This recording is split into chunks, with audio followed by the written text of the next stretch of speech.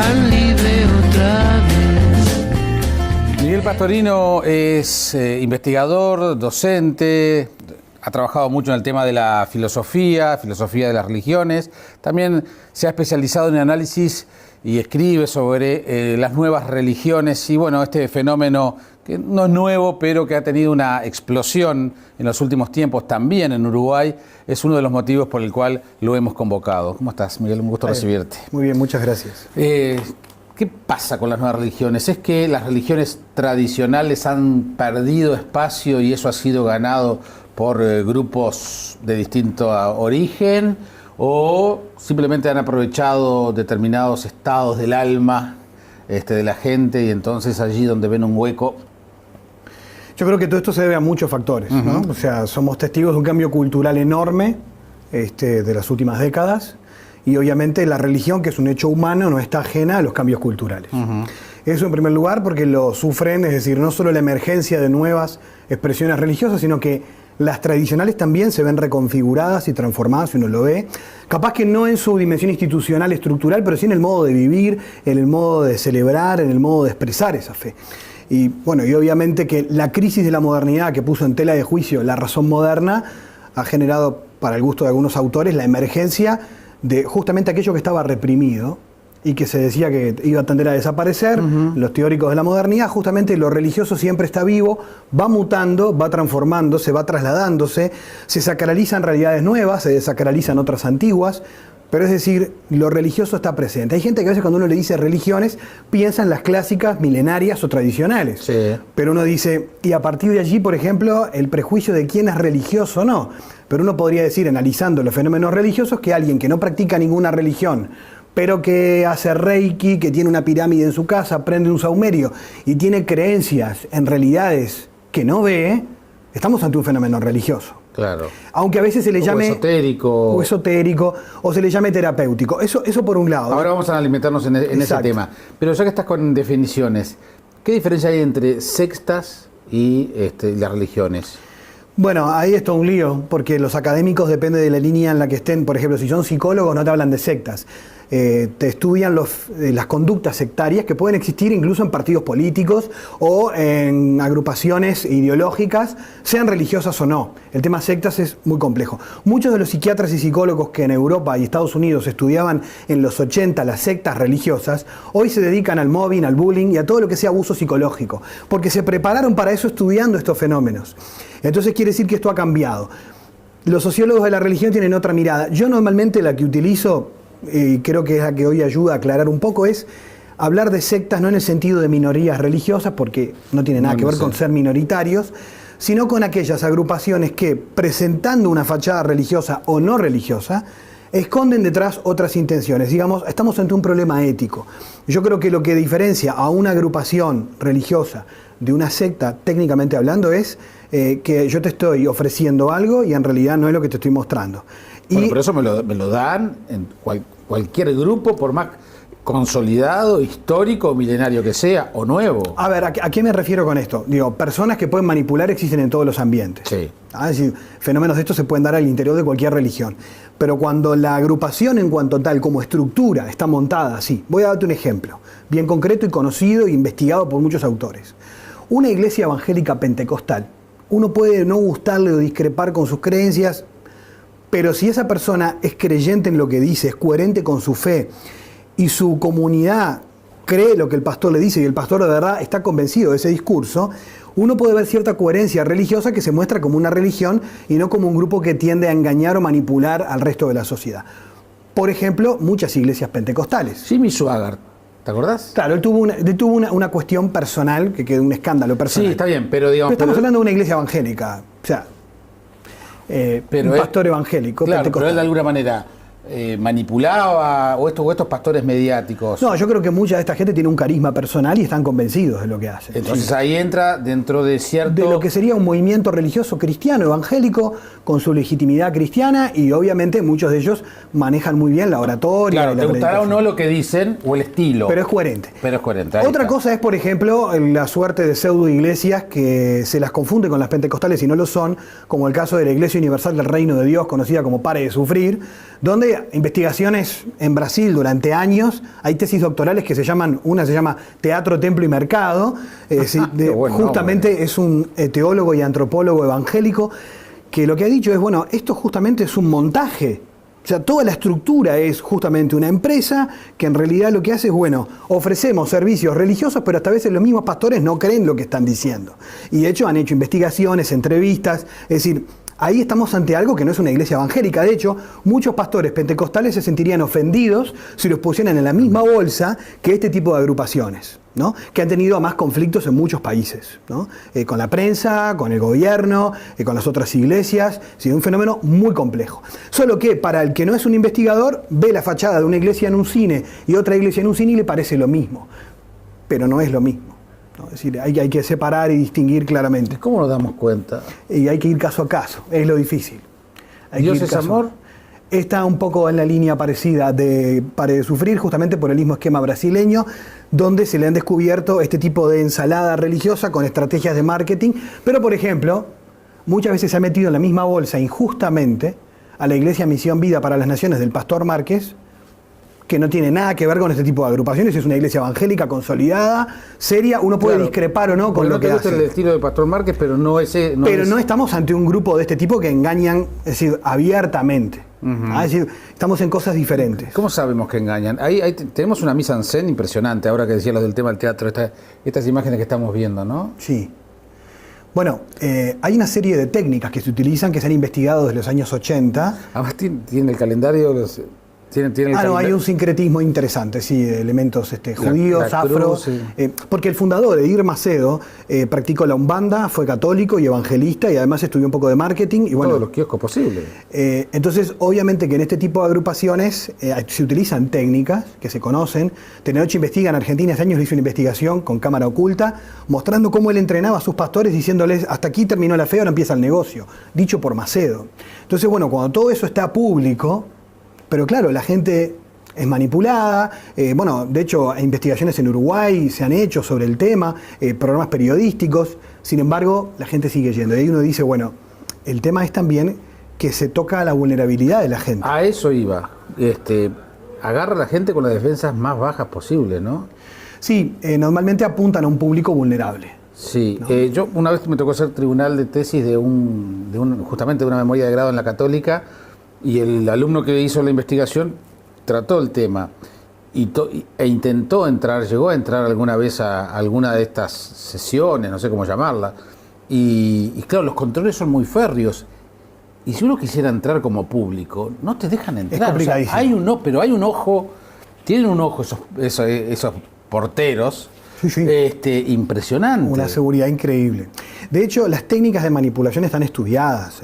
Hay autores fuertes norteamericanos y europeos que durante los años 80 te podrían hacer las 30 técnicas de manipulación mental que se usan en los grupos religiosos y hoy se siguen repitiendo, no solo en estos grupos, ¿no? Es decir, donde la persona llega a un lugar donde se le genera una especie de inducción a la crisis histérica, está permanentemente cantando y cuando llega un punto justamente de éxtasis religioso, allí es donde claramente se hace el pedido de dinero. Dios te ha dado todo, bueno, ahora... ¿qué hay que no le puedas dar a Dios si Él te ha dado la vida, te ha dado todo? Entonces, dame la billetera, firma, lo que sea. Y además hay presión de pares, que eso está estudiado. Es decir, si yo pensaba donar 20 pesos, pero ¿quién da al Señor 1000 pesos? Y aparecen 20 tipos que dan 1000, y después aparecen 100 que dan 200 pesos, yo no quiero ser el último que ponga 2 pesos.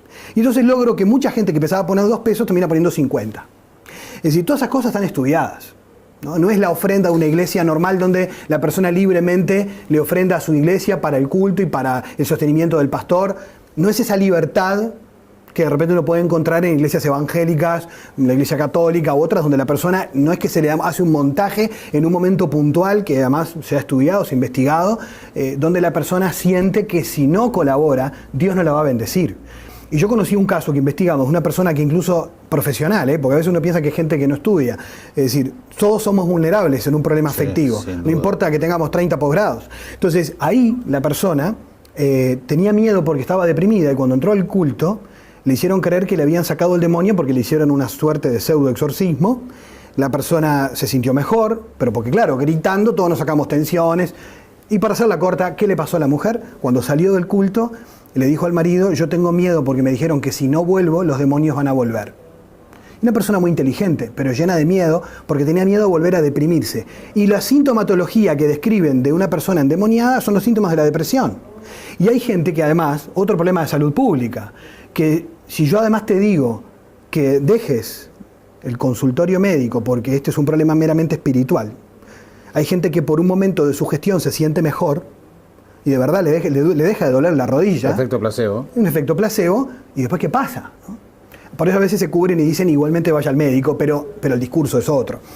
Esto no solo pasa con este tipo de agrupaciones, sino que pasa ahora también en el ambiente de las terapias alternativas, que las hay serias y las hay de este tipo. Bien, pero quiero seguir un poquito por ahora con la religión, con las pseudo religiones.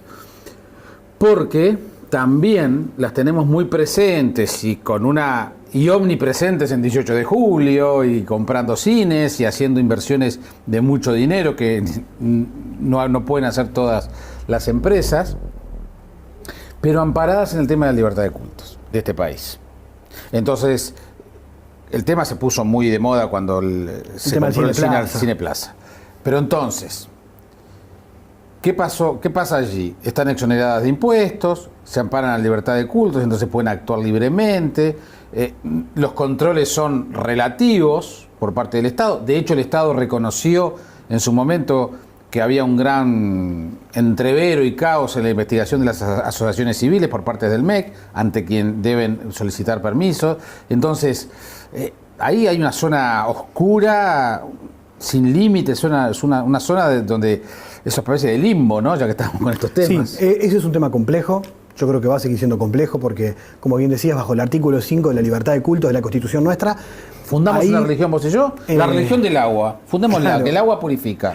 La fundamos vos y yo. Libertad de culto. ¿Alguien nos puede decir algo? No. Entonces ahí es donde también algunas, por ejemplo, en Argentina existía el registro, y existe, ¿no?, de entidades religiosas. Pero tampoco tenemos un registro de esto. No, o sea, para saber... Son asociaciones civiles. Es lo mismo un club de fútbol que Dios es amor para el Estado uruguayo. Exacto. Y ahí tiene que ver también con una cosa cultural nuestra, que es de la indiferencia y la ignorancia ante lo religioso. Es decir, que esto es un hecho, Dios puede no existir, pero esto existe. Entonces yo tengo que tener un marco mínimo de observación, de conocimiento, que hasta para la propia educación. Yo, por ejemplo, uno de los temas en los que más he trabajado es en el tema de la prevención.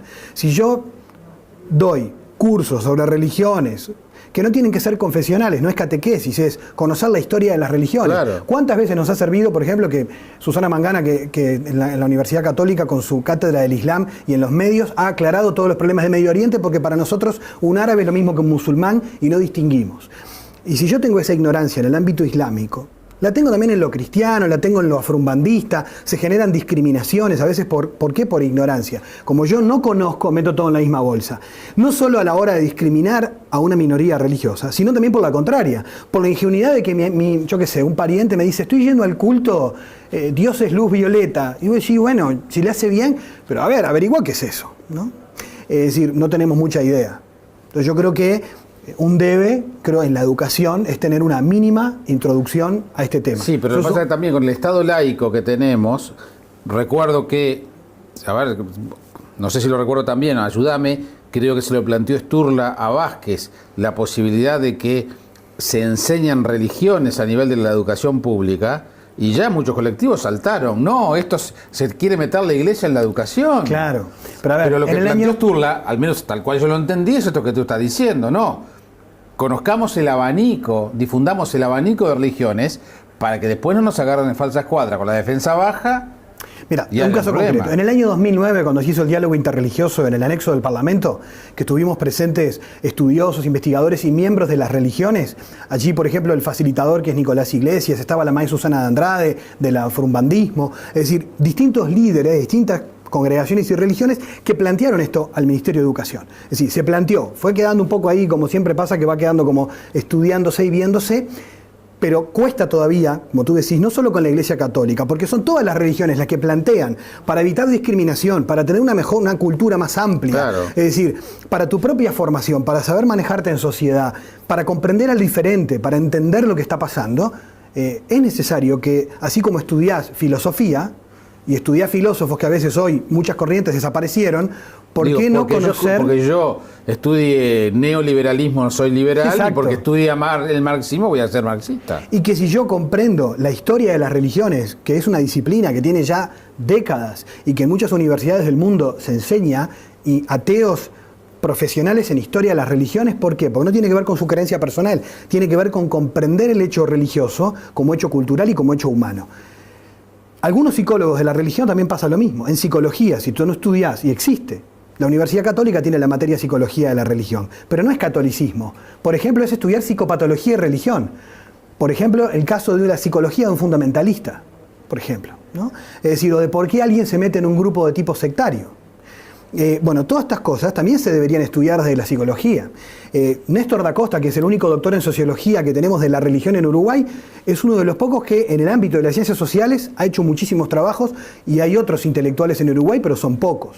Es decir, todo esto es un tema incipiente, creo que igual se está haciendo algo, pero que a nivel público todavía es un tema en el que se ignora mucho y en el que se camina con mucha ingenuidad también, ¿no? Con todo este tema. ¿Y cómo ves el futuro de estas pseudo religiones? Bueno, yo creo que con los cambios culturales que hay es difícil prever algo, ¿no? Lo que sí te puedo decir es lo que los analistas dicen sobre las tendencias de las nuevas formas de vivir lo religioso. Las religiones que hoy más crecerán son aquellas que hagan más énfasis en lo emocional que en los contenidos doctrinales. O sea, hoy pesa mucho más. ¿Vale una religión para cualquier persona por el peso experiencial que me brinde esa religión? Es decir, las personas no te dicen esto es la verdad, sino esto está bueno. Eso es un hecho sociológico. Más allá de que podamos hacer una valoración positiva o negativa, el hecho es que al interior del cristianismo, ¿qué es lo que más crece en el mundo? El ambiente pentecostal, por su experiencia emotiva y vivencial de la fe. En el ámbito orientalista, ¿qué es lo que más crece? Aquellas religiones o prácticas religiosas que apuntan a la experiencia subjetiva. Algo descuidado por las religiones durante la modernidad, porque también las religiones muchas veces se amalgamaron en Occidente al discurso moderno y a un discurso más racionalista. Y a veces, habiendo descuidado esta dimensión más afectiva, hoy las que hacen énfasis en esto son las que más crecen. Bien, ¿cuánto les movió el piso a las religiones tradicionales todo este movimiento? Bueno, sin duda, sobre todo en el cristianismo, a las iglesias más clásicas. Estoy hablando, me refiero a la Iglesia Católica, a las iglesias ortodoxas, a los protestantes más históricos, luteranos, valdenses, metodistas, a las iglesias más clásicas, que ya tienen su historia. Obviamente, la merma muchas veces de fieles que han pasado a las filas pentecostales. No es el caso uruguayo tan fuerte. Estoy hablando del resto de América Latina, ¿no? Acá es un caso muy particular. Igualmente, si uno consulta en las iglesias evangélicas pentecostales, tú, antes de estar en esta iglesia, ¿de dónde eras? Te va a decir, era católico.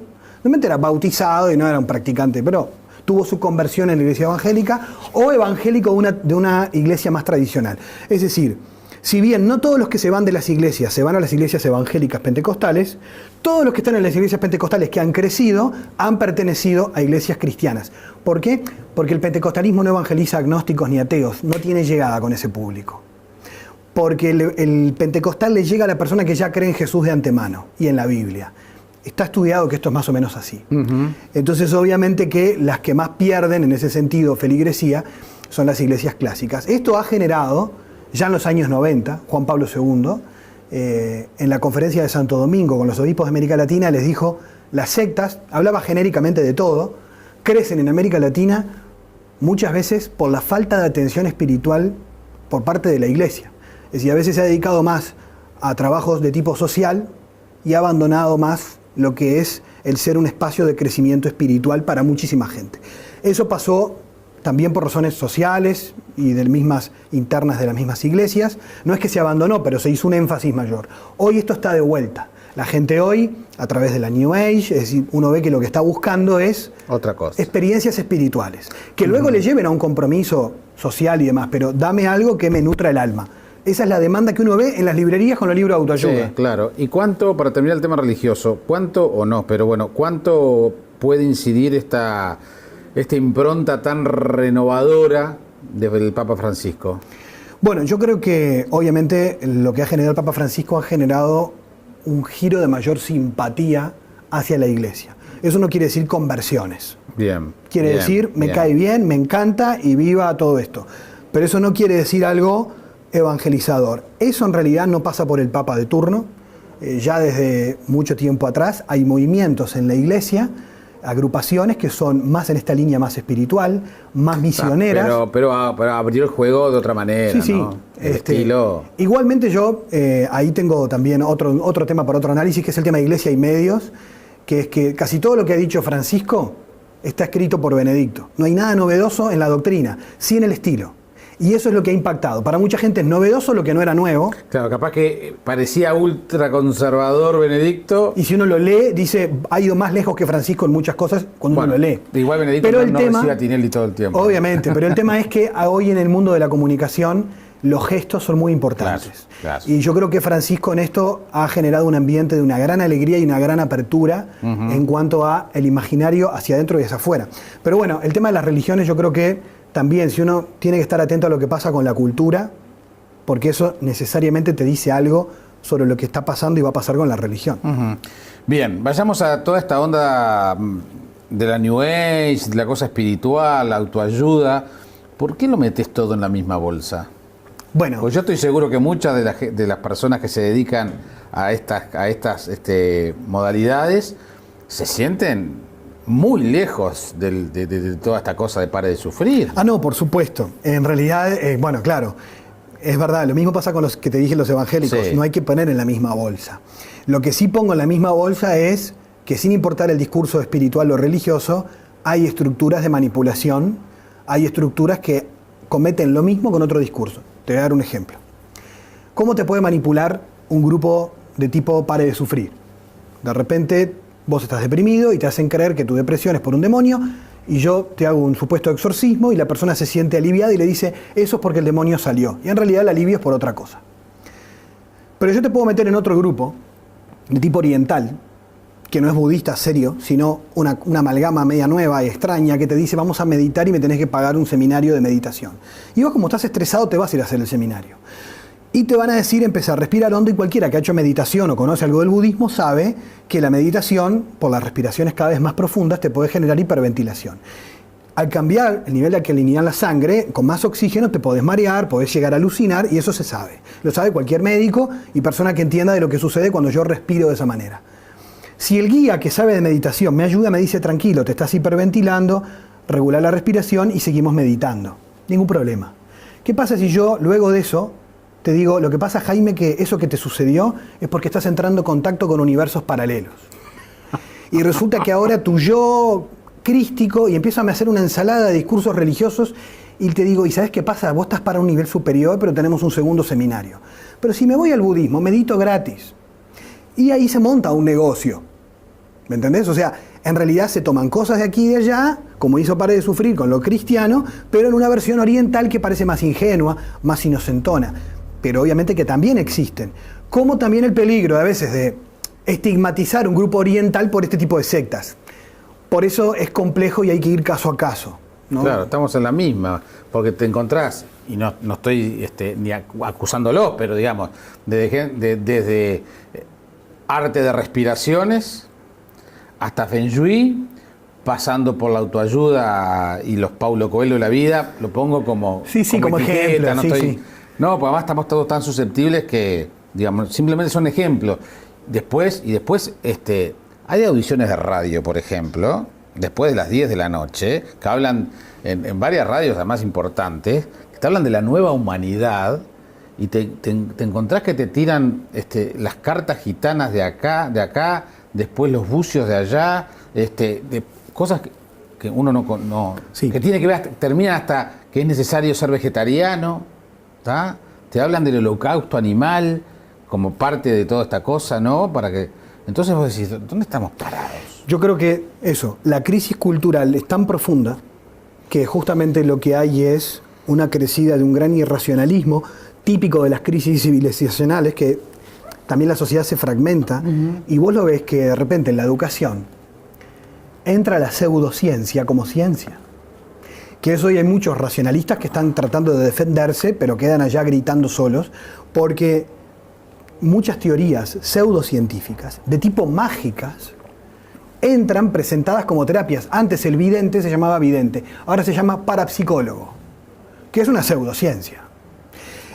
Por ejemplo, en un colegio se puede dar una conferencia a un psicólogo sobre los niños índigo, que empieza a analizar el comportamiento de un montón de niños que tienen ciertas características, que si vos analizás lo que les pasa, síndrome de déficit atencional o son hiperactivos, pero se ha construido toda una cuestión de tipo religiosa, porque si uno estudia la teoría del niño índigo, es que el aura que tiene, que no es científico eso, es índigo, y por lo tanto pertenece a una generación extraterrestre.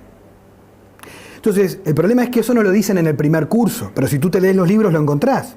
Entonces, ¿cómo la teoría de los niños índigos, que es pseudocientífica, no tiene ningún fundamento, se vuelve una teoría psicológica para orientar a padres, educadores y maestros? Y si me lo fundamentan con historias milenarias, porque cuando yo he puesto en duda, pero de incrédulo que soy por razones laborales, porque soy periodista y trato de ser lo más racional posible, porque prefiero hechos, ¿no? Pero bueno, cuando pongo en cuestión el Reiki, por ejemplo, parece que estuviera cuestionando historias milenarias. Y yo qué sé, no sé. Entonces me acusan de no haber sido sometido al Reiki, o la auriculoterapia, o las flores de Bach, o no sé, o sea, no es que yo esté en contra de eso, simplemente digo, déjenme dudar. Soy agnóstico con todas esas cosas también. Es que el problema está justamente en un límite que es epistemológico, que es entre qué es lo que yo creo y qué es lo que tengo una evidencia científica. Si yo te quiero presentar como cristiano la resurrección de Cristo como evidencia científica, estoy cruzando la línea, porque no la tengo, la prueba. Yo te decía, esta es mi fe, ¿me la puedes respetar o no? Y lo mismo pasa con todas estas cosas. El problema es que a veces se confunde si esto es ciencia o es religión. Si esto es una creencia y como tal preséntamela, pero no me vengas a vender lo que es una creencia espiritual y esotérica como la verdad de la numerología. Y mirá, no es científico. Es tan verdadero como la astrología o que existen extraterrestres. Yo te respeto en tu creencia y tenés todo el derecho de creerla, pero no me lo vengas a vender como ciencia exacta. Ese es el problema. Por ejemplo, con el tema de la frontera entre la creencia y la evidencia. Pasa con los documentales televisivos. Yo lo he nombrado muchas veces porque me ha causado gracia. History Channel, que yo he visto muy buenos programas y documentales de temas históricos, de repente me tengo que ver alienígenas ancestrales, con científicos que hablan de cómo los extraterrestres han estado viviendo. Y yo decía, a ver, esto es, ciencia ficción. Sí. O sea, no hay ninguna prueba científica, no me lo vendas como científico. Nos saca una foto acá y porque hay un reflejo ahí, me dicen el fantasma que está sentado entre Miguel y Jaime. Entonces hay poca capacidad crítica, y esto es un tema fuertemente. Está bien, sí, claro. O sea, no hay capacidad crítica para distinguir entre, bueno, esto es ciencia, es una creencia, es una opinión, y como hoy, también porque se ha instalado un poco ese relativismo en todos los ambientes, que en algunas cosas es bueno tener matices, pero no puedes relativizarlo todo, es el reino de la opinología. Entonces vale tanto la opinión de un médico como de un tipo que dice que se reencarnó de un chamán que vino de Júpiter. Y están los dos hablando de cómo sanan a alguien. Y vos decís, bueno, pero tengo un problema acá, de conocimiento, ¿no? Es decir, yo respeto al Señor con sus creencias, pero no lo puedo homologar de repente a la ciencia. ¿Y cómo puedo comprobar si sanaron a alguien o no? Porque ellos vienen con alguien que me dicen que lo sanaron. Bueno, justamente ahí tenés, eso es otro tema enorme, que creo que en el mundo médico también hay debate interno con muchas cuestiones alternativas, porque hay muchas que son respetables por su tradición milenaria, pero muchas son efectos placebos también, y entonces, bueno, ¿hasta dónde le podés dar credibilidad a esto o aquello? Yo creo que, por ejemplo, con el tema es también, esto es un centro de acupuntura, bien, bueno, es un centro de acupuntura, pero si en el mismo centro tengo terapia con ángeles, abro los ganchos. Sí, porque capaz que era un chino que, bueno, hizo medicina tradicional china, y bueno, y esto tiene toda una tradición cultural, bueno, y hay médicos que lo han incorporado, y yo lo respeto. Pero cuando el señor que hace acupuntura empiezan a aparecer otros seres extraños, y bueno, en el ámbito de la psicología pasa mucho, donde hoy muchas personas dicen hacer terapias, y después tú no sabes dónde estás metido, ¿no? En una frontera entre lo pseudomístico, y que además me tienen que decir, esto es una religión. Te voy a contar un ejemplo claro. El arte de vivir de Ravi Shankar, que hasta Tinelli es seguidor de Ravi Shankar. Yo no dudo de las intenciones de Ravi Shankar. Puede ser un hombre muy bueno. Él es discípulo también del gurú de la meditación trascendental que tuvo bastantes líos, ¿no? Pero lo que se ofrece en Uruguay y en casi todo Occidente es yoga y voluntariado social que atrapa a muchos jóvenes. Y él es el inspirador de una gran obra que me parece muy buena, pero no les dice que es religión. Y después cuando vas a las conferencias que están en YouTube, las podés ver, yo a veces en Twitter alguna cosa encontré y ves, y decís conferencia de Ravi Shankar, y el tipo te empieza a hablar de la reencarnación y empieza a hablar de que, bueno, en sus libros él dice que él es Dios, que todos somos Dios. Bueno, eso es una catequesis. Ahora, ¿yo vengo a hacer yoga o vengo a que me den catequesis? Yo tengo que distinguir. Capaz que a mí me interesa solo el yoga, pero no me lo vendas como que es yoga si además también hay religión. Decime claramente, no tengo ningún problema, que tú crees que tú sos parte de la divinidad. ¿Y el Reiki? El Reiki pasa lo mismo. El Reiki es una terapia japonesa, la fundó Mikao Usui, un monje que además tenía elementos cristianos orientales en su formación. Y en Oriente es muy común el tema de la energía, en las artes marciales, en el tai chi, de todo el tema ese de la energía, que en Occidente no se le ve una cosa científica, pero en Oriente es muy común. Y la curación, entre comillas, por la transmisión de esa supuesta energía. Pero hay una creencia religiosa, porque ¿cuál es la energía que transmite el Reiki? En japonés, Reiki significa rei, significa el ser universal superior. O sea, es una forma de divinidad, más de tipo panteísta, de la totalidad, que yo canalizo a través de mí y que traspaso esa energía divina para curar a otro. ¿Eso qué es? Bueno, eso es religioso. ¿Eso es científico? No. ¿Es válido para alguna gente? Y bueno, yo qué sé, yo a alguna señora a veces le digo, mira, si te pones la lámpara infrarroja o te imponen manos, o sea, a los efectos de que le haga bien o mal, yo no me meto ahí porque tendría que ponerme a analizar, hacer una investigación de campo que no hice, de quién se cura y no quién se cura. A veces prometen que curan todo.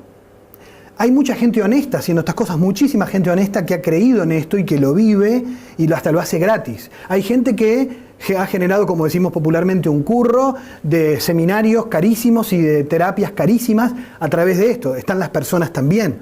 Ahora, si me saco el Reiki sacando a las personas que lo practican, digo, tiene contenidos profundamente religiosos, contenidos mágicos, símbolos mágicos, a través de esos símbolos para la apertura de los chakras, que es una creencia religiosa, que tiene que ver con la reencarnación. Entonces, capaz que en el primer nivel no lo aprenden, pero tiene un contenido religioso. O sea, guste a quien le guste.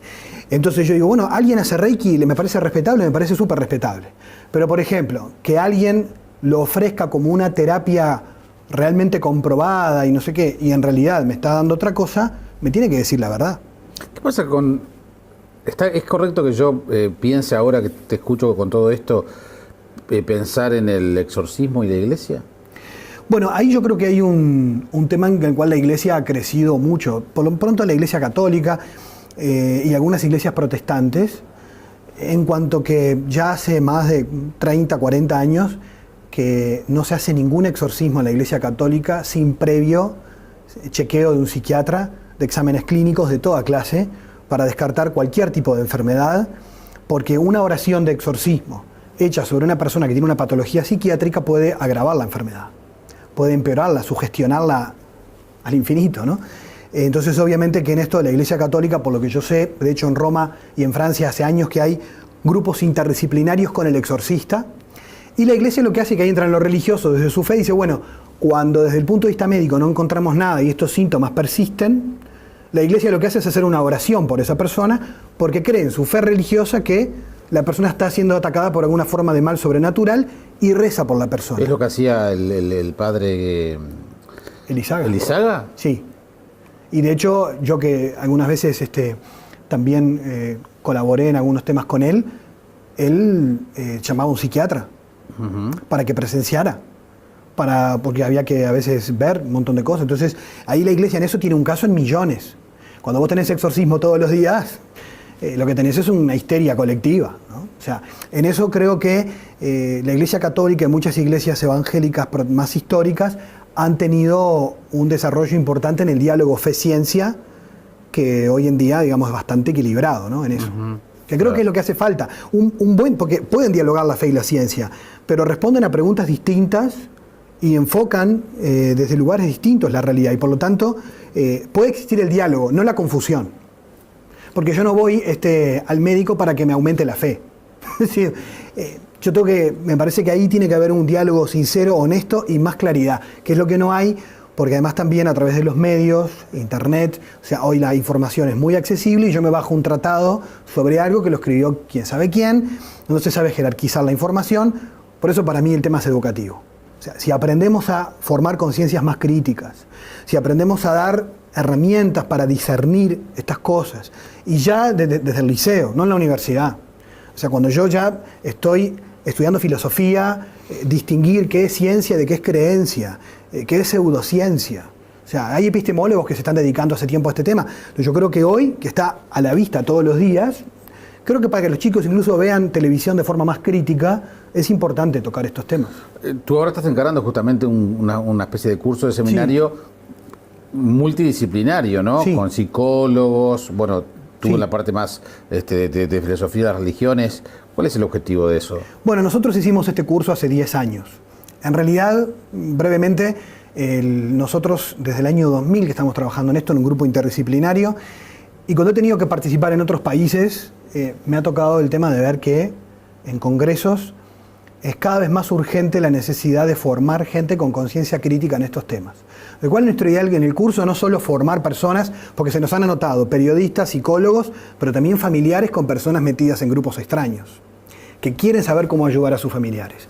El objetivo del curso es dar una mirada global al fenómeno, saber cuáles son fenómeno? al fenómeno sectario, el fenómeno de la manipulación psicológica y de las pseudoterapias, para saber cómo operan, quién es quién. Te voy a contar un caso concreto. Osho, por ejemplo, que se conocen los libros de él. Un día fui a la Universidad Católica en un curso de psicología en cuarto año que nos invitaron a dar una clase.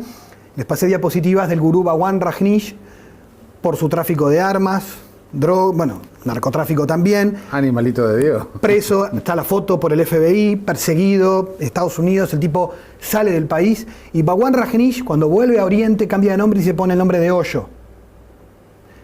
Y la gente lo lee hoy como que fuera Gandhi. Y vos decís, tenés que conocer un poquito de historia, ¿no? Entonces, a eso apuntamos, a saber un poquito quién es quién, de dónde salieron, un poco de historia, un poco de formación. Álvaro Farías, que como psicólogo se ha especializado en el tema de la manipulación mental en las sectas y en las pseudoterapias, él enseña, su tesis fue sobre eso, las técnicas, cómo son increíbles verlas cómo funcionan, para ver qué te está pasando y por qué un familiar tuyo cambió de determinada manera. Uh-huh. Entonces, ¿qué tipo de técnicas usan? Pero no hay grupos, por ejemplo, de la Iglesia Católica, a veces, que son grupos muy cerrados que han generado también este tipo de manipulación. Bueno, de hecho, en la Iglesia Católica, como ha pasado en otras religiones... Sí, dije Iglesia Católica por lo institucional, pero exacto, en todas las... han surgido a veces algún caso de algún sacerdote que a veces con una patología importante, manipulador, que ha terminado creando una agrupación de este tipo. Claro, la salvedad de una institución grande como la Iglesia Católica es que a veces más tarde, o a veces ojalá más temprano, interviene y disuelve eso, ¿no? Porque justamente la secta, su autoridad máxima es el líder. En cambio, en la Iglesia Católica o en otras religiones que están estructuradas no pasa, porque tenés una autoridad superior que vela por los fieles y dice, acá me están lavando el cerebro de la gente, vamos a intervenir, ¿no? Ahí eso ha pasado, sí, históricamente sí, claro. ¿El concepto de lavar el cerebro es popular, el origen es chino, Sinao, que es el lavado de cabeza y se origina en los campos de concentración. Allá lo crearon el término cuando a los presos les lavaban el cerebro para volver como, células de la otra ideología comunista en Estados Unidos. Y se hizo popular. Hoy nadie habla, ningún terapeuta en serio habla de lavado de cerebro. Sí, claro. Es popular para que se entienda. Bien, ¿cuándo es el encuentro de este seminario El curso ya estamos llenando casi el cupo y hay gente que está pidiéndonos para hacer una segunda instancia. Así que por eso, aunque lo llenemos, igual vamos a hacer una lista alternativa. Lo empezamos la semana que viene, el viernes 17, en el espacio Pliegues, ahí en Boulevard España, cerquita de Lombú. Y nosotros, a través de un correo electrónico, que es seas.uruguay@gmail.com, ahí nos envían un mail, o fácil, nos buscan en Facebook, Infosectas. Ponen en Facebook Infosectas y allí están los artículos nuestros y además la información del curso, que tenemos un cupo máximo de 40, ya estamos llegando ahí, pero lo que nos interesa es empezar a formar gente que desde su lugar en la sociedad pueda tener una mirada más crítica sobre este fenómeno y que de repente pueda aportar desde su profesión justamente una mirada más completa, más profunda y también preventiva. ¿No? Si tuvieras, para terminar, que definirlo en una palabra, la sensación del estado de situación de este tema, ¿preocupante o peligroso? Yo creo que un poquito de las dos, hay de todo. Yo creo que es un fenómeno preocupante por la ingenuidad que existe y la credulidad que hay. Peligroso para personas muy vulnerables. Yo creo que siempre en nuestra sociedad tenemos que velar por los más débiles y justamente son los más fácilmente manipulables. Y como decía un experto en Pare de Sufrir en Brasil, decía, a los pobres lo último que le quedaba era la esperanza en Dios, también se la quitaron. ¿No? Gracias, Miguel, por venir, ¿eh? Un gusto recibirte, ¿eh? Y entonces allí donde ven un hueco... Yo creo que todo esto se debe a muchos factores, ¿no? O sea, somos testigos de un cambio cultural enorme de las últimas décadas y obviamente la religión, que es un hecho humano, no está ajena a los cambios culturales. Eso en primer lugar porque lo sufren, es decir, no solo la emergencia de nuevas expresiones religiosas, sino que las tradicionales también se ven reconfiguradas y transformadas, si uno lo ve, capaz que no en su dimensión institucional, estructural, pero sí en el modo de vivir, en el modo de celebrar, en el modo de expresar esa fe. Y bueno, y obviamente que la crisis de la modernidad que puso en tela de juicio la razón moderna ha generado, para el gusto de algunos autores, la emergencia de justamente aquello que estaba reprimido y que se decía que iba a tender a desaparecer. Los teóricos de la modernidad, justamente lo religioso siempre está vivo, va mutando, va transformándose, va trasladándose, se sacralizan realidades nuevas, se desacralizan otras antiguas, pero es decir, lo religioso está presente. Hay gente que a veces cuando uno le dice religiones, piensa en las clásicas, milenarias o tradicionales. Sí. Pero uno dice, y a partir de allí, por ejemplo, el prejuicio de quién es religioso o no. Pero uno podría decir, analizando los fenómenos religiosos, que alguien que no practica ninguna religión, pero que hace reiki, que tiene una pirámide en su casa, prende un saumerio y tiene creencias en realidades que no ve, estamos ante un fenómeno religioso. Claro. Aunque a veces se le llame... esotérico. O se le llame terapéutico. Eso por un lado. Ahora vamos a alimentarnos en ese tema. Pero ya que estás con definiciones, ¿qué diferencia hay entre sectas y las religiones? Bueno, ahí está un lío, porque los académicos, depende de la línea en la que estén. Por ejemplo, si son psicólogos, no te hablan de sectas. Te estudian las conductas sectarias que pueden existir incluso en partidos políticos o en agrupaciones ideológicas, sean religiosas o no. El tema sectas es muy complejo. Muchos de los psiquiatras y psicólogos que en Europa y Estados Unidos estudiaban en los 80 las sectas religiosas, hoy se dedican al mobbing, al bullying y a todo lo que sea abuso psicológico, porque se prepararon para eso estudiando estos fenómenos. Entonces quiere decir que esto ha cambiado. Los sociólogos de la religión tienen otra mirada. Yo normalmente la que utilizo, creo que es la que hoy ayuda a aclarar un poco, es hablar de sectas no en el sentido de minorías religiosas, porque no tiene nada que ver con ser minoritarios, sino con aquellas agrupaciones que, presentando una fachada religiosa o no religiosa, tan libre otra vez. Miguel Pastorino es investigador, docente, ha trabajado mucho en el tema de la filosofía de las religiones, también se ha especializado en análisis y escribe sobre las nuevas religiones y bueno, este fenómeno que no es nuevo, pero que ha tenido una explosión en los últimos tiempos también en Uruguay, es uno de los motivos por el cual lo hemos convocado. ¿Cómo estás, Miguel? Un gusto recibirte. Muy bien, muchas gracias. ¿Qué pasa con las nuevas religiones? ¿Es que las religiones tradicionales han perdido espacio y eso ha sido ganado por grupos de distinto origen? ¿O simplemente han aprovechado determinados estados del alma de la gente? Esconden detrás otras intenciones. Digamos, estamos ante un problema ético. Yo creo que lo que diferencia a una agrupación religiosa de una secta, técnicamente hablando, es que yo te estoy ofreciendo algo y en realidad no es lo que te estoy mostrando. Bueno, pero eso me lo dan en cualquier grupo, por más consolidado, histórico, milenario que sea, o nuevo. A ver, ¿a qué me refiero con esto? Digo, personas que pueden manipular existen en todos los ambientes. Sí. Es decir, fenómenos de estos se pueden dar al interior de cualquier religión. Pero cuando la agrupación en cuanto tal, como estructura, está montada así. Voy a darte un ejemplo, bien concreto y conocido e investigado por muchos autores. Una iglesia evangélica pentecostal, uno puede no gustarle o discrepar con sus creencias, pero si esa persona es creyente en lo que dice, es coherente con su fe,